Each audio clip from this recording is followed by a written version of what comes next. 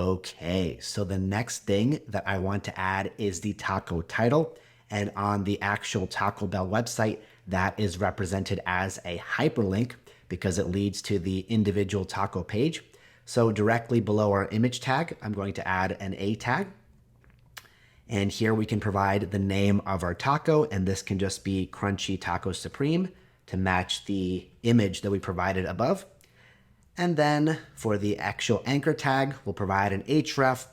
We'll just set it to be a / so that it goes to the current route. There is no actual separate pages in our app, so that's something we don't have to worry about. And that will just make the ESLint warning go away. And then if I save this, we'll see the actual text appear on the right, but we do want to apply some additional Tailwind styles. So here I'm going to provide my class name.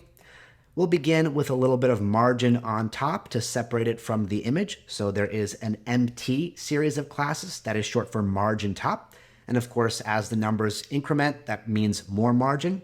Here I'm going to go with MT3, which is about 12 pixels of margin on the top. That's going to add a little bit of spacing, as we can see on the right. Then I want to make the text a little bit larger. I can do that with text LG. That is going to be 18 pixel font. I'm also going to apply text-black to make the text black.